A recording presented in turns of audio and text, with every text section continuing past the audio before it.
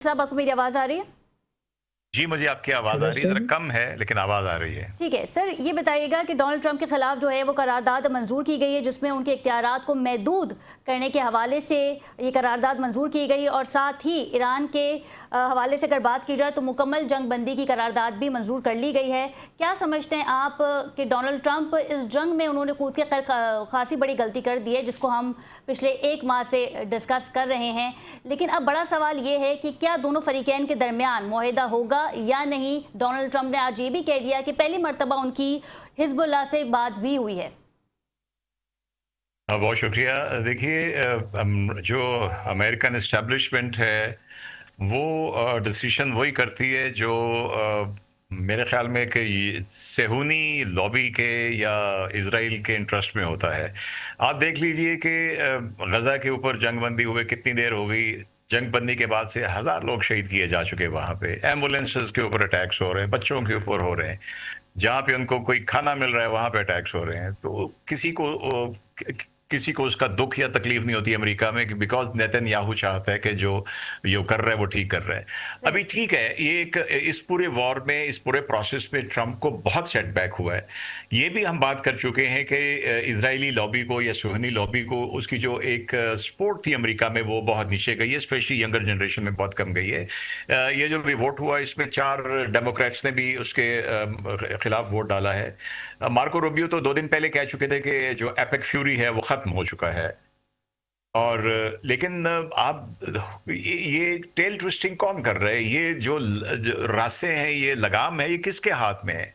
वो जो नेतन्याहू जो चाहता है वही करता है। परसों हमने देखा कि कितनी एक तल्ख कलामी हुई। एक्सियोस ने जो रिपोर्ट दी उसने तो वो वर्ड्स भी बताए हैं कि क्या ट्रंप ने इस्तेमाल किए, और ये भी कहा गैर इखलाकी उसके जो अल्फाज तो नहीं होते, वो उसके हिसाब से उसी के लेवल के होते हैं। लेकिन उसके बाद उसने कहा कि एवरीवन हेट्स यू, इसराइल को हर कोई नफरत करता है। उसके बाद जो उसका नेतन्याहू की आई है, पोस्ट आई है, उसने लिखा जो मैं कर रहा हूं हम ठीक कर रहे हैं और हमने यही करना है। तो आई थिंक जब तक नेतन्याहू का और इजराइल का जो ऑब्जेक्टिव है, जो फिर मैं कहूंगा कि हम सब बात कर चुके हैं, ईरान की तरफ वो फेल हो गया। तो बिल्कुल। अब वो परली तरफ लेबनान में जहां तक आगे जा सकता है, जब वो अपना ऑब्जेक्टिव अचीव कर लेगा तो उसके बाद मेरे ख्याल में जंगबंदी हो जाएगी। तब तक मेरे ख्याल है कि लेकिन ट्रंप के हाथ वॉशिंगटन में ये में तो चीज आज नहीं। अमेरिका, इसराइल और लेबनान के जो एक छोटी सी मीटिंग भी हुई है, जिसमें ये मुआहिदा भी किया गया है कि इस पे मजीद बात करेंगे, और लेबनान की सरजमीन से जो है वो इसराइल पे हमला नहीं होगा, इसराइल जो है वो बैरूत पे हमला नहीं करेगा। तो आप क्या समझते हैं कि ये सिर्फ एक फर्जी बातें हैं, टाइम टेकिंग प्रोसेस है, इसराइल एक स्पॉइलर है और इस मुआहिदे को स्पॉइल करने में जो है वो पीछे नहीं हटेगा? बिल्कुल नहीं हटेगा। आप देखिए कि ये जो आपने जिक्र किया बिल्कुल बात हुई है, उसके फौरन बाद स्ट्राइक्स की हैं इसराइल ने, लेबनान के ऊपर स्ट्राइक्स की हैं। फिर में उसमें एक जो मेरा ख्याल है कि एम्बुलेंस के ऊपर भी उन्होंने फायरिंग की है और उसमें भी लोगों को शहीद किया है। ये इस पूरी गुफ्तगू के बाद, और उसमें सिर्फ जिक्र आप देखिए कि सीज फायर की कंडीशन क्या है कि ये सदर्न लेबनान के इन इलाकों में से जो हिजबुल्लाह है ये खत्म हो जाएगी, ये यहाँ पे नहीं होगी। इसमें ये बात बिल्कुल नहीं की गई कि इजराइल ने जितना विलेजेस को, टाउन्स को खाली करा के दरिया से आगे तक जिस पे कब्जा कर लिया है, क्या वो भी वापस जाएगा?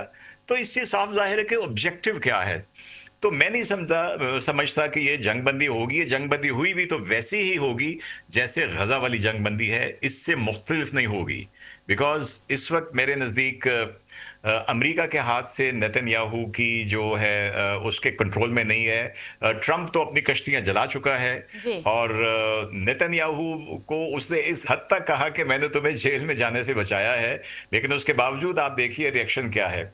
तो वो क्या जिसको हम कह सकते हैं कि कौन सा पिंजरे में अच्छा, तोते की डोनाल्ड ट्रंप जान ने है, इस तोते जंग में का ट्रंप की आगाज जान है। किया, ईरान के इसराइल के साथ मिलकर जो है वो ईरान पर हमला किया गया, लेकिन अब उन्होंने अपने मुशीरों से ये भी कहा है कि अगर ईरान की जानिब से अमेरिकन फौजियों पे हमले नहीं किए जाते तो अमेरिका भी हमला नहीं करेगा। तो भाई, जंग का आगाज ही आपने किया था, ईरान ने तो हमला ही नहीं किया बिल्कुल था।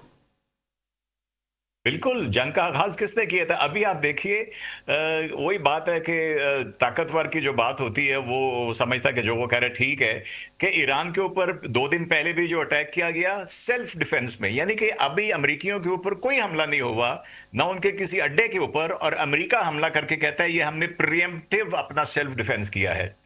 तो आई थिंक ये सिलसिला ऐसे नहीं चलेगा और ईरान अपनी जगह डिफाइंड है। ईरान का बहुत नुकसान हुआ है, मैं बिल्कुल मानता हूं, और उनके लिए शायद वक्त के साथ इसको ड्रॉप करना मुश्किल हो जाएगा।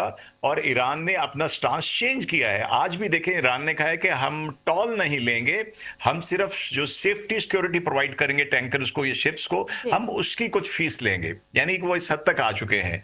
तो I think we have to wait and see. अभी तक तो कोई, मुझे ऐसा नहीं लग रहा कि कोई एग्रीमेंट के ऊपर अच्छा, पहुंचेगा जब यूरेनियम के तक मामले पे भी बात नहीं नेतन्याहू हो से रही। ओके नहीं होगा। पहले तो ड्राफ्ट के मामले पे ये कहा गया था कि यूरेनियम को जो है वो निकात में शामिल किया गया है, फिर सैंक्शंस को जो है वो निकात में शामिल किया गया है, और ईरान ने भी मुतालबा किया था हट जाने का।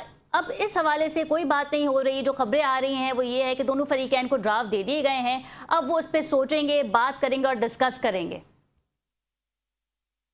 मेरे ख्याल में ट्रंप डेस्परेटली चाहता है कि ये हो जाए, लेकिन मैं वही बात करूंगा कि उसको इजाज़त नहीं मिल रही है, तेल अवीव से इजाज़त नहीं मिल रही है।